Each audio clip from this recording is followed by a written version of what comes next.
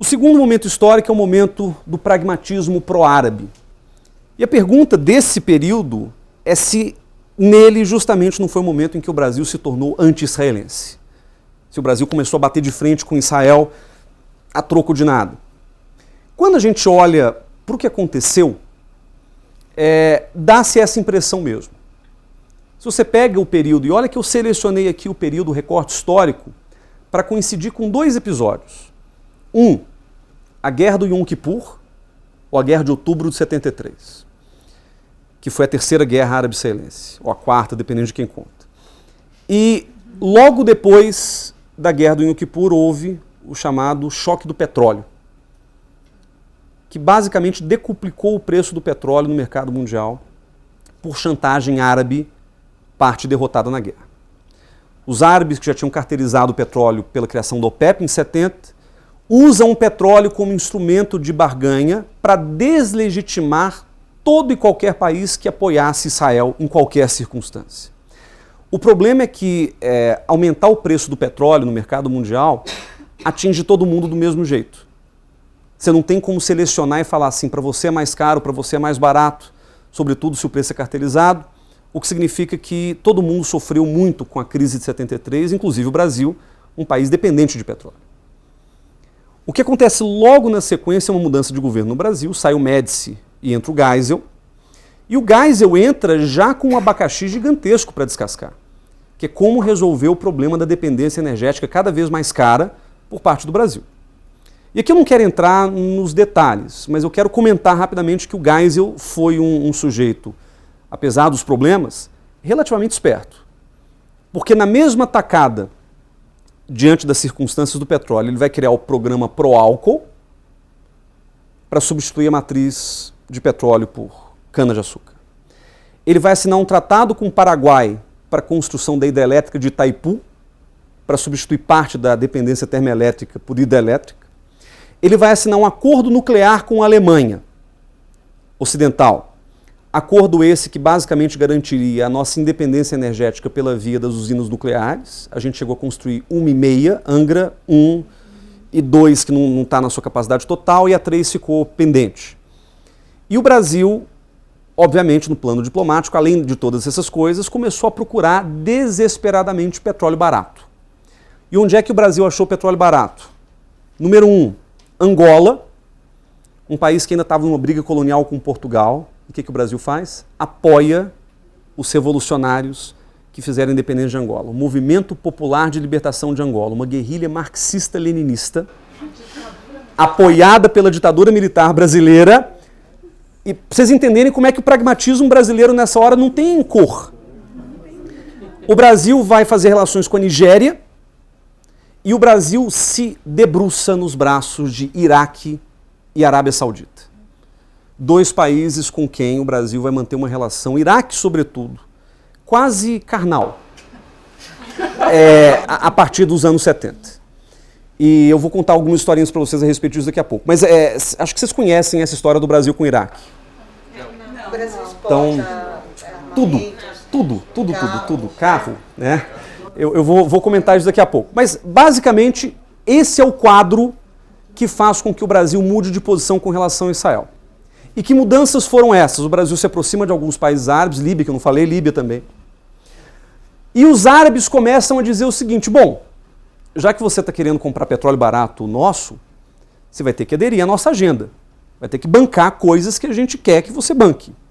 Como, por exemplo, gostaríamos de que o Brasil e todo mundo que compra petróleo dos nossos produtores reconheça o Yasser Arafat e a Organização para a Libertação da Palestina como a única e legítima representante do povo palestino.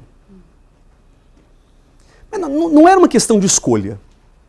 Se o Brasil dissesse não, cortavam petróleo na mesma hora. Os governos iraquiano, saudita, venezuelano na época, eles que controlavam, porque eles eram os detentores das maiores reservas e, portanto, eles têm mais parcela na votação na OPEP.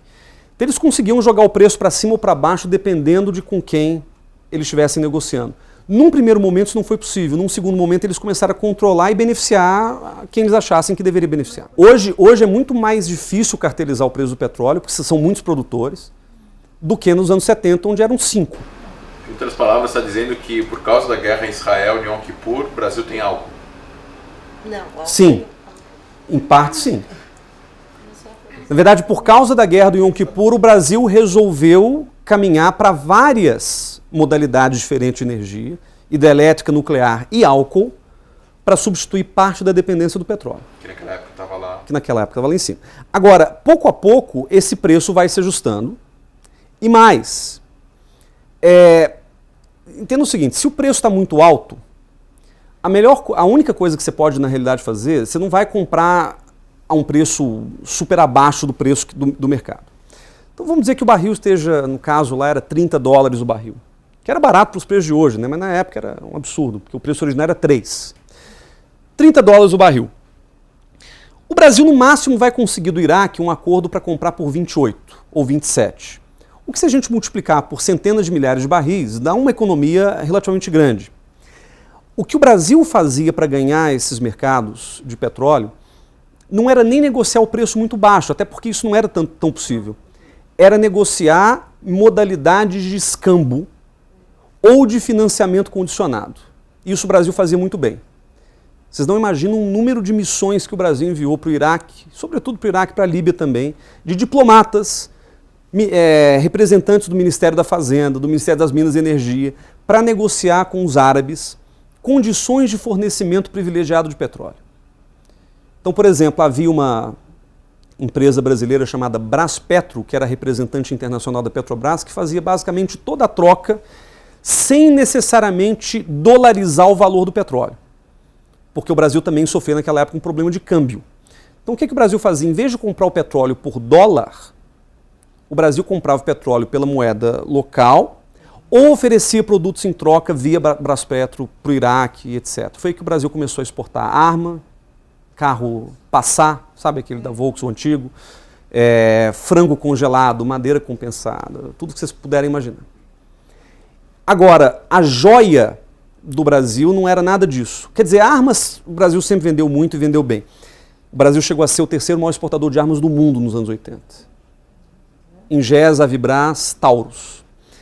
Embraer. Mas a menina dos olhos do Brasil não era arma, nem frango congelado halal.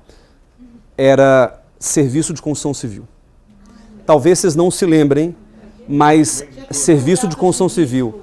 A Mendes Júnior foi a primeira brasileira. Hoje a gente está vendo nas delações da Lava Jato a estratégia que o Brasil usa desde a década de 70 para se projetar internacionalmente, que é concessão de serviço de construção civil a preços competitivos, mas que em geral envolvem muita corrupção. Eu fiz uma pesquisa só sobre Mendes Júnior, Iraque, Brasil e Guerra do Golfo, uma parte da minha tese de doutorado. Teve. É uma história muito longa, mas que eu basicamente poderia resumir da seguinte forma. O Brasil chegou durante um momento a usar a Mendes Júnior como moeda de troca do petróleo iraquiano. A Mendes Júnior era paga em petróleo. E, na verdade, a Mendes Júnior não tinha nada que fazer com petróleo, então era uma troca que o Brasil usava a Mendes Júnior como forma de fazer essa intermediação. Mas tudo isso revela o seguinte: a relação que construímos com os árabes foi uma relação de tremenda dependência, da qual não havia como fugir. A gente estava fazendo pró-álcool e tal, mas nada disso substituía de fato o petróleo. Então o que o Brasil fazia? Negociava concessões melhores, e aí o outro lado da moeda. Como o petróleo continuava caro, e a gente não tinha mais dinheiro porque o Brasil estava em situação difícil, o Brasil começou a se endividar. O Brasil precisava continuar crescendo porque os militares só eram legítimos enquanto houvesse dinheiro em caixa e comida no prato das pessoas. Né? Então o que o Brasil começou a fazer? O governo Geisel. Ele se endividava com os árabes para pagar petróleo dos árabes. É nessa época que surgem, aliás, os sheiks árabes bilionários e todos esses projetos de Dubai, Abu Dhabi, tudo começa ali nos anos 70. Porque na hora em que você multiplica por 10 o preço do petróleo, todo sheik que senta em cima de uma reserva de petróleo começa a ficar milionário. E esse dinheiro começou a ser um dinheiro de circulação global, muito barato. Porque os árabes queriam emprestar dinheiro a juros baixos para estimular a compra de petróleo por parte dos países. Então o Brasil cometeu um equívoco estratégico que foi se endividar para continuar crescendo e comprando petróleo. Isso tudo vai estourar lá em 79 com a Revolução Islâmica do Irã. Então há problemas de vários tipos ligados a isso. Mas nesse momento em particular, voltando ao ponto, os árabes impuseram ao Brasil um conjunto de diretrizes. Falaram, olha, seria muito legal se vocês pudessem votar conosco para reconhecer a OLP, que para Israel era grupo terrorista. Para os Estados Unidos estava na lista de terrorismo, para a Europa estava na lista de terrorismo, mas é bom que vocês reconheçam a OLP como representante única e legítima do povo palestino. O Brasil foi lá e votou tranquilo. Né? Mas assim, porque na cabeça do Brasil não é antissemitismo, não é nada. Na cabeça do Brasil é o seguinte, a OLP nada mais é do que a correção da injustiça histórica. Tá. Aí vem a questão do sionismo. Em 75, os árabes aumentam a aposta e falam, bom, já que vocês votaram conosco na questão da OLP, vota essa resolução aqui. O Brasil olhou e falou, pô, essa é difícil, né? Uma resolução que textualmente dizia que sionismo era racismo e discriminação racial. A resolução é mais longa, mas basicamente a parte crucial era essa. E qual que era a ideia dos árabes ao propor uma resolução desse tipo? Era equiparar Israel à África do Sul. A África do Sul que estava vivendo um regime de apartheid. Israel também tem esqueletos no armário, por exemplo, uma relação super próspera de Israel com a África do Sul nos anos 70. Quer dizer, todo mundo boicotando a África do Sul e Israel estava lá dando dinheiro para os caras. Mas mesmo assim, essa resolução ela tinha um elemento simbólico muito forte por trás. Houve, aí eu conheço quem pesquisou e eu mesmo já pesquisei, nos arquivos do Itamaraty, nos arquivos presidenciais, houve muita discussão sobre que posição o Brasil deveria tomar. Não era consensual. Inclusive o nosso chanceler na época, chamado Antônio Francisco Azeredo da Silveira, ele dizia que o Brasil deveria se abster dessa resolução. Mesmo pagando um preço com os árabes, mas não poderia bancar aquilo porque aquilo era absurdo. Mas acabou prevalecendo a decisão bancada pelo Geisel de manter o voto a favor. Este voto quase estraga para sempre as relações do Brasil com Israel. E sabe por que não estragou? Porque foram 130 votos a favor dessa resolução e Israel não tinha como romper relações com 130 países do mundo, ou pelo menos com 110 com quem ele tinha relação. Esse é o problema. Alguém votou contra? Estados Unidos. A gente pode olhar depois. Israel, Estados Unidos, alguns países europeus, não todos. Micronésia. Não existiam ainda. Eram poucos países. Uganda talvez tenha votado a favor. Contra. Mas foram poucos. A maioria se absteve, a Argentina se absteve. Vários países resolveram não se envolver e o Brasil acabou achando mais interessante votar a favor. E aí toda pesquisa sobre isso, porque isso gerou uma pesquisa de muita gente interessada nesse assunto e tal. A pesquisa aponta para 3 caminhos. No começo, principalmente lá nos anos 70, achava-se que o problema estava no Geisel. Então houve quem defendesse uma hipótese de que havia antissemitas contumazes no governo brasileiro, o que não é mentira, mas que isso teria sido o principal motivo para que se votasse a favor da resolução. Essa tese já caiu. E ela já caiu porque depois que a gente teve acesso aos documentos e viu realmente que tipo de debate houve dentro do governo naquele momento, essa não era uma questão do tipo, vamos votar nisso para sacanear os judeus. Inclusive, houve dentro do Brasil, dentro da comunidade judaica, uma grande mobilização contrária a essa decisão brasileira. O governo Geisel pagou um preço político por isso. Então essa história do antissemitismo ela não tem muita sustentação documental. A hipótese mais comum que a gente encontra nos textos e tal é a da relação comercial com os árabes. Essa que eu acabei de dizer, de que os árabes impuseram uma certa agenda para o Brasil e o Brasil aceitou essa agenda. De fato, essa hipótese é forte na medida em que a nossa relação com os árabes era de dependência. Se você pega aqui uma tabela do comércio entre Brasil e países do Oriente Médio, incluindo Israel, se bem que Israel é uma coisa quase negligente nessa época, vejam como é que houve uma evolução enorme do comércio com os países árabes, principalmente, do Oriente Médio, nesse período. Isso aqui é em milhões de dólares. 961 bilhão de importações e 162 de exportações. Era uma relação, aliás, bem desequilibrada, né? O Brasil comprava muito mais petróleo e vendia muito pouco.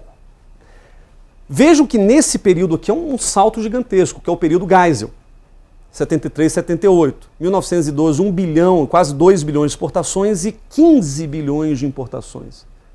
Isso aqui não é porque o Brasil comprava mais petróleo, é só porque o petróleo estava 10 vezes mais caro. Agora percebam que nos anos 80, Figueiredo, as exportações multiplicaram-se por 4 vezes e pouco, chegou a 8 bilhões e 500 bilhões, e as importações cresceram também mais menos, chegaram a quase 40 bilhões de importação. Então o Brasil ele tentou equilibrar um pouquinho a balança comercial, embora ela ainda seja muito desequilibrada em favor dos árabes, sobretudo porque a gente depende deles numa questão fundamental que é o petróleo. Essa parte dos árabes terem imposto a agenda é uma interpretação que a gente tem, porque essa não tem documento. Por isso que, aí eu chego no meu ponto, por isso que talvez não tenha nem sido isso, ou só isso. O que a documentação hoje nos mostra? Aquilo que está registrado, aquilo que a gente tem acesso. E a gente tem acesso a praticamente tudo porque já se vão 40 e tantos anos. Que a hipótese que prevalece, a razão pela qual o Brasil votou contra o sionismo em 75 não era por causa de Israel, não era pelos árabes e nem era por uma questão antissemita. Era porque o Brasil queria começar a enfrentar os Estados Unidos. E há muitas fontes respaldando isso, inclusive do Wikileaks, que vazou uma série de documentos da época do Henry Kissinger, que era o secretário de Estado americano, o governo Ford, mostrando que o principal alvo, isso os americanos sabiam, o principal alvo da decisão brasileira de manter o voto a favor dessa resolução eram os americanos. Não nos esqueçamos, isso pode parecer contraintuitivo, mas não nos esqueçamos de que o Brasil tinha um projeto real de virar grande potência, que incluía, entre outras coisas, um programa nuclear.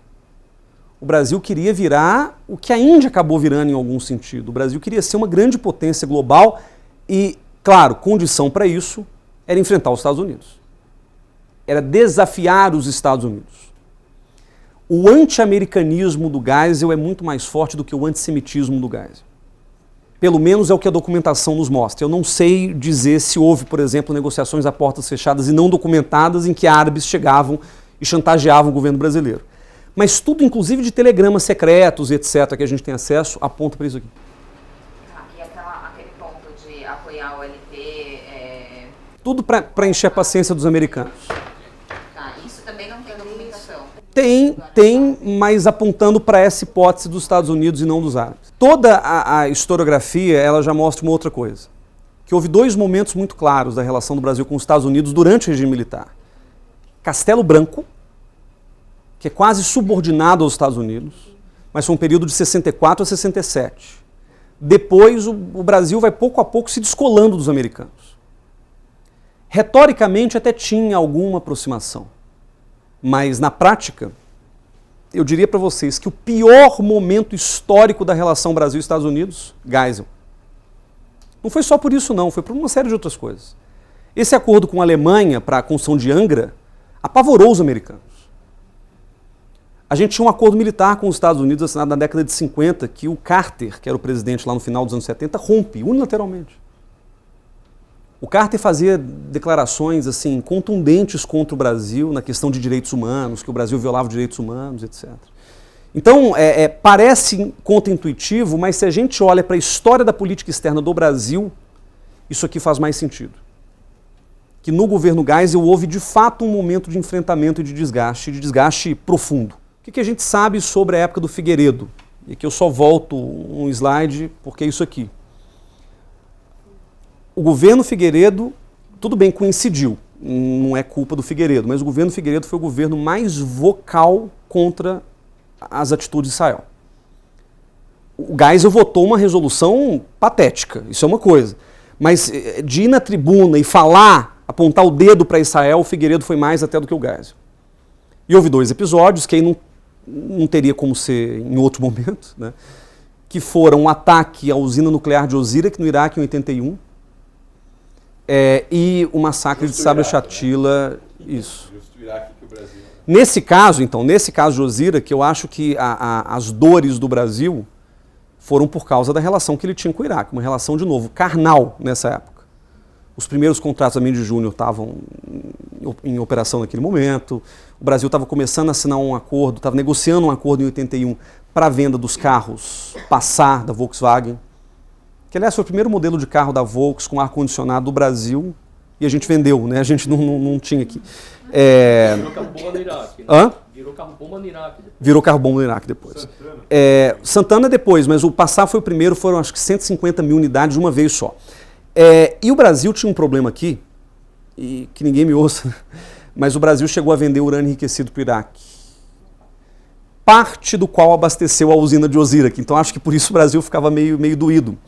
Porque dentro da cabeça dos militares, e por isso a questão dos Estados Unidos é muito importante, os brasileiros viam como o objetivo mais importante do regime militar a conquista da autonomia tecnológica em alguns campos essenciais.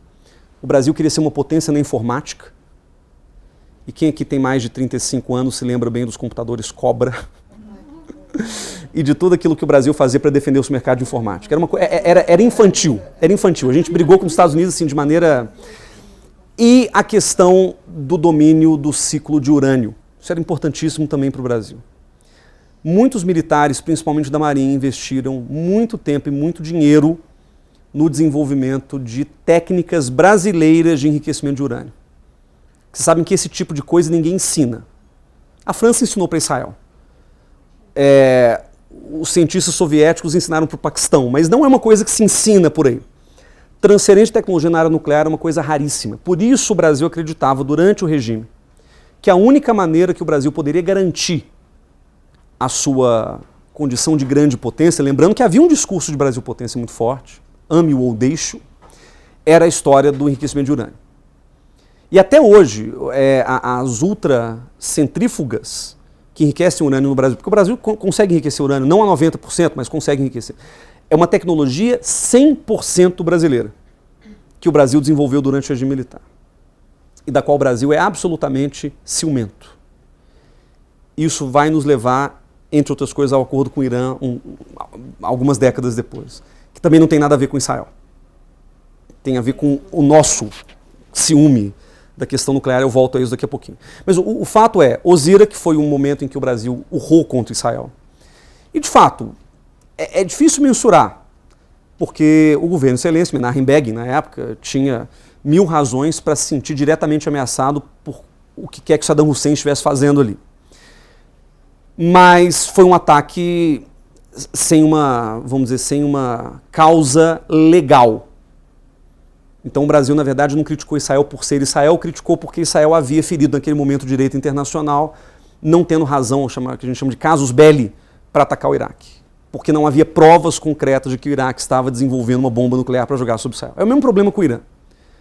Se Netanyahu resolve atacar o Irã amanhã, e há gente no governo dele que apoia essa tese, a ONU vai falar contra. Não, sim, mas poderia ser, a ONU tem, o André estava lá agora, a ONU tem um baita viés anti-Israel, ou pró-árabe, ou o que seja, mas neste caso é porque o direito internacional é muito claro sobre quando você pode atacar. Em que circunstâncias você pode atacar. Então é complicada a situação do ponto de vista do direito internacional. E o massacre de Sabra Shatila foi um ponto aí baixíssimo da história do governo Begin. Né? Ariel Sharon perdeu o cargo, foi julgado, e o governo brasileiro fez aquilo que quase todos os países do mundo fizeram, né? Que é criticar, porque não foi Israel que cometeu o massacre, 300 e tantos palestinos morreram numa noite, né? Perto de Beirute, mas Israel abriu as portas para que as falanges libanesas entrassem e matassem 300 de um dia para o outro. E daqui que surgiu, acho que vocês conhecem, Shalom Achav, os movimentos de contestação à guerra em Israel nascem principalmente aqui da invasão do Líbano em 82. Bom, aí a gente entra na terceira fase, que é a fase do realismo, que corresponde historicamente à nossa redemocratização. Estou pensando aqui de Sarney até Fernando Henrique. O governo brasileiro até tinha uma intenção, de Sarney até Fernando Henrique, de melhorar as relações com Israel. Principalmente porque Israel já despontava nos anos 80 como uma grande potência tecnológica, de quem o Brasil poderia se beneficiar. Havia acordos amparados pelo acordo científico lá de 62, acordos de irrigação financiados por Israel no Nordeste brasileiro. O governo ele tinha interesse em continuar essa relação. Qual era o problema concreto que se colocava na relação do Brasil com Israel nesse momento da década de 80? Os resquícios das nossas relações com os árabes. Porque vejam, a gente mudou o sistema de governo, a gente virou uma democracia, houve eleição de presidente civil, acabou o regime militar, mas a gente continuou profundamente dependente do Iraque, por exemplo. A nossa relação com o Iraque foi ficando quase que uma relação de dependência que muitos no próprio governo denunciavam, porque diziam, olha, no dia em que acontecer algum problema com o Iraque, o Brasil está lascado. O Iraque estava numa guerra, né? A guerra Irã-Iraque, mas essa guerra era boa para o Brasil, porque a Mendes Júnior reconstruía tudo que o Irã destruía, então estava tudo certo. Mas se algum dia o Saddam Hussein der a louca e resolver interromper o fluxo de petróleo para o Brasil ou renegociar os termos e o custo do petróleo, o Brasil acaba, o Brasil derrete. Porque a gente dependia muito do Iraque e não havia muita alternativa rápida a essa conversão para outro parceiro de petróleo.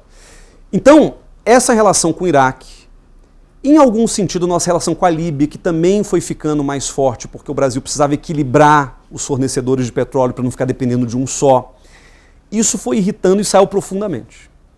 Como é que eu sei disso? Você pega o Aretz de 87, 88, há matériazinhas criticando o Brasil, porque o Brasil tem contrato da Petrobras com a Líbia, o Brasil tem contrato de venda de arma para o Iraque, isso ameaça Israel e etc, etc. Então havia uma crítica.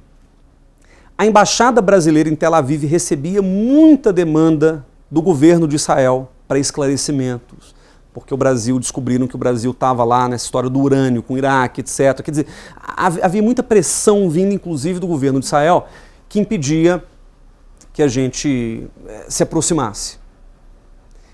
E eu posso até dizer que houve não só um resquício das relações que a gente tinha com o Iraque, com a Líbia, etc., mas havia um resquício ideológico de uma postura que o Geisel começou, que a gente pode chamar de terceiro mundismo, e esse terceiro mundismo também complicava as relações com Israel em alguns pontos. Por exemplo, em 1988, o Yasser Arafat declara a independência da Palestina.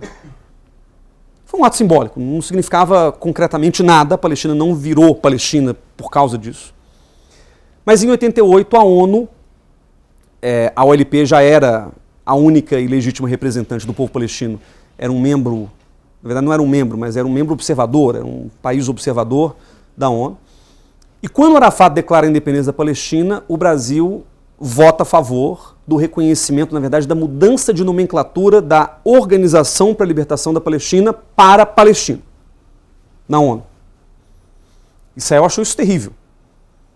Porque quanto mais próximo a Palestina esteja de um reconhecimento formal, pior para Israel, porque isso coloca pressão diplomática sobre Israel.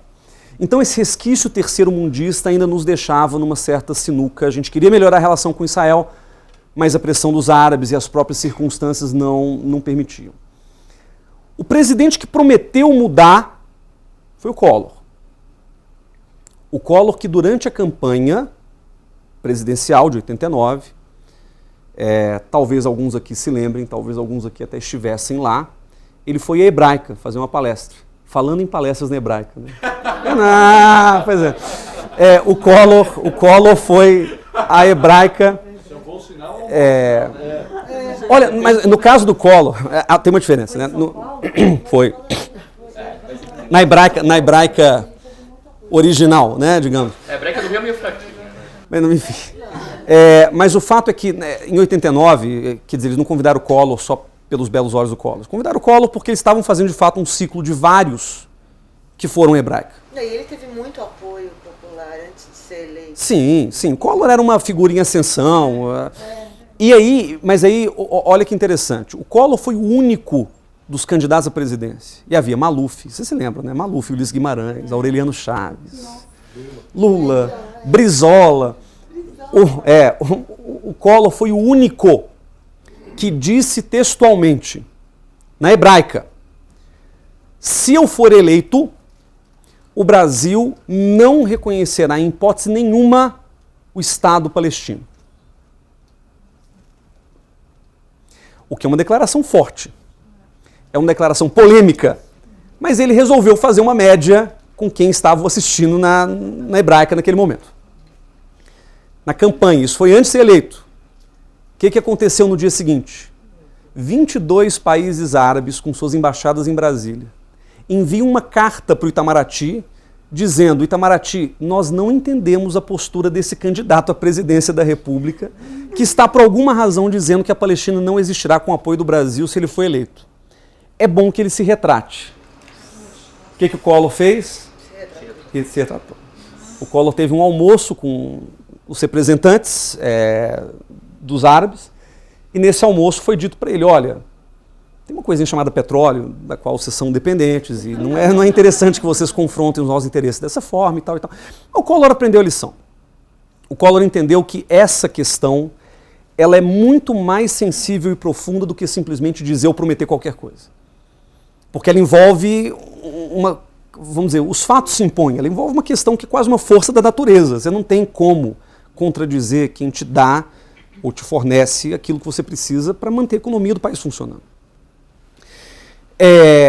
No caso, o Collor, mesmo depois de eleito, ele não desistiu. Ele, aliás, se encontrou com, na época, agora eu não vou lembrar, acho que era Bronfen, que era o presidente do Congresso Judaico Latino-Americano, ou do Congresso Judaico Mundial. Pode ser o Bronfen? Bronfman. Ele teve algumas reuniões com membros importantes da comunidade. O Collor nunca desistiu de acenar para Israel. E lembrando que Israel, no caso do Brasil, significa uma relação com os Estados Unidos também. Acenar para Israel significa se aproximar dos americanos, em algum sentido. Então, Collor estava numa situação em que a Guerra Fria tinha acabado de acabar, ele precisava se aproximar dos Estados Unidos, e ele vai acenar para Israel. O maior símbolo disso foi, exatamente durante o governo Collor, por iniciativa do governo brasileiro, entre outros, o Brasil propõe uma resolução para revogar a resolução que tinha comparado o sionismo com o racismo em 75. Eu mostro na minha tese de doutorado que a situação não era tão simples assim, quer dizer, o Collor não tirou da cabeça dele: olha, eu vou fazer essa resolução para agradar Israel, ou o que quer que seja. Foi uma disputa complicada que tinha a ver com os Estados Unidos e com promessas que o Collor precisava fazer aos americanos. E essa ideia da resolução partiu numa conversa que o Collor teve com o Bush no encontro que ele teve em julho de 91, em Nova York, em que ele propõe: olha, você quer que o Brasil faça alguma coisa para ajudar a questão de Israel e tal? E o Bush fala assim: não, tem uma coisa que nos incomoda muito, que é essa história do sionismo comparado ao racismo. Aí o Brasil falou: não, pode deixar que a nossa diplomacia vai resolver. E é o Brasil que rascunha a resolução, junto com a Argentina e outros países na época, e apresenta a resolução para revogar o texto da resolução de 75, que de fato foi revogado. O Brasil, agora olha que interessante, o Brasil não foi convidado para a Conferência de Madrid. Apesar de ter feito uma declaração de amor aqui em Israel, não foi convidado. O que mostra também, talvez, que, para os olhos do mundo, o Brasil não é exatamente um ator relevante. O Brasil ele é relevante para algumas coisas, ele é uma porta de entrada para a América Latina, mas ele não é exatamente um ator relevante, por exemplo, para se pensar o processo de paz. Foi o Felipe González, primeiro-ministro da Espanha, que sediou a conferência e, portanto, o convite coube ao governo da Espanha. E olha que o Collor era fã do Felipe González e não rolou o convite. Bush, por exemplo, passou por uma grande dificuldade por causa da Guerra do Golfo. Eu não sei se vocês vão se recordar, o Saddam Hussein resolve. Aí era o problema, né? Na hora que o Saddam desse a louca, o Brasil ia entrar por água abaixo. O Saddam resolve invadir um paizinho do lado, né, que era, na época, a quarta reserva de petróleo do mundo, o Kuwait. E por causa disso, o Brasil fica numa posição super complicada, e os americanos também, né? Porque os americanos, quando o Saddam invade o Kuwait, os americanos têm que se posicionar. E a posição dos americanos era de escalar um conflito real para, eventualmente, até tirar a força o Saddam Hussein do Kuwait, caso ele negasse a sair de lá sozinho, pelo bem. O problema do Brasil, não sei se você comentou a coisa dos sequestrados, o Brasil tinha na época 500 funcionários da Mendes Júnior lá. Não só da Mendes Júnior, tinha alguns da Volks, alguns outros e tal, mas era basicamente Mendes Júnior, que estavam no Iraque quando o Iraque invadiu o Kuwait. E a primeira decisão que o Saddam Hussein tomou, e ele não era bobo, foi cancelar os vistos de saída de todos os cidadãos estrangeiros no Iraque. Para quê? Para usá-los de refém. E isso gerou um grande problema para o Brasil. porque a Guerra do Golfo começa em agosto de 90. E haveria eleições no Brasil em outubro de 90. O Collor era presidente, mas não sei se vocês se lembram, foi a única eleição que o presidente foi eleito num ano e governadores, deputados, senadores foi eleito no ano seguinte. E o Collor tinha apostado todas as fichas nessa eleição de 90, porque ele era um presidente sem maioria no Congresso, já tinha roubado a poupança de todo mundo. Quer dizer, a situação estava muito ruim para ele. E ele pensou, se agora, nesse momento, estoura uma guerra, que tem o potencial de jogar o preço do petróleo lá para cima, ou seja, que pode contribuir ainda mais para a inflação no Brasil e etc., que já era um problema. E se a gente ainda tem um caos humanitário, porque 500 brasileiros estão presos no Iraque e o Brasil não consegue libertá-los antes da eleição, isso vai ser um caos eleitoral. O que o Collor faz então? Chama aquele que era o diplomata mais articulado e mais próximo do Iraque na época, um sujeito chamado Paulo Tarso Flecha de Lima, cuja esposa morreu semana passada, e falou, Paulo Tarso, olha, a frase é impublicável, mas ele basicamente diz, você que criou essa situação, porque ele era o secretário-geral do Itamaraty quando o Itamaraty começou as relações com o Iraque, e agora você vai lá resolver. Então foi o Paulo Tarso, acompanhado por mais 2 diplomatas brasileiros, que foi tirar os 500 caras da Mendes Júnior, de outras empresas, do Iraque. E foi difícil. O Brasil só conseguiu a liberação desses caras faltando um dia para a eleição. Bom, pelo menos não causou o efeito negativo que o Collor imaginou que pudesse causar, mas foi um desgaste. Mas aí o Brasil talvez entendeu que essa coisa de lidar com um ditador, mas sobretudo, porque lidar com um ditador todo mundo lida, mas depender de ditadores inconsequentes como esse, era um risco muito grande. O Brasil é aquele adolescente que já cresceu, está alto, mas é uma criança, cabeça de criança ainda. Então, é aquele adolescente que ele é muito grande para sentar na mesa das crianças, dos priminhos mais novos, mas ele não é maduro o suficiente para sentar na mesa de adulto. Então ele fica naquele meio do caminho. E o Brasil é isso. Acho que a gente consegue concordar aqui na ideia de que o Brasil é grande, vamos dizer, grande demais para ser ignorado, mas nunca grande o bastante para ser levado a sério. Então é um problema. Na cabeça dos diplomatas brasileiros e de muitos presidentes no Brasil, existe um projeto de grandeza. Está no hino nacional do começo da República, gigante pela própria natureza. A ideia de que o Brasil é grande é uma ideia que está introjetada no nosso imaginário. O problema é que o Brasil sempre é aquele país do futuro. Né, que E também eternamente deitado em berço esplêndido. Exatamente. Né? Tem até um certo conforto aí. Né? Mas o fato não foi o Fernando Henrique. Desde que o Brasil voltou a ser democracia nos anos 80, Sarney, Collor, Itamar, Fernando Henrique, Lula, todos eles defenderam que a ONU não funciona do jeito que ela está. E que é necessário, para que a gente volte ao multilateralismo funcionar, é necessário uma reforma no Conselho de Segurança da ONU. Não só no Conselho, mas sobretudo no Conselho. E essa reforma ela tem que transformar, primeiro, o Conselho em algo relevante, o que ele não é, ou pelo menos não é mais, e 2, transformar o Conselho numa instância mais representativa. O problema é que o Conselho ele foi fundado em 45. E a ordem do mundo em 45 é a ordem que permanece até hoje. Rússia, Estados Unidos, França, Inglaterra e China. A China, que era Taiwan, depois virou China comunista. Né? São só esses 5. Cadê a Índia? Cadê a Alemanha? Cadê o Japão? Cadê o Brasil? A pergunta que o Brasil faz é, será que o Conselho de Segurança da ONU não teria que ser mais representativo da realidade?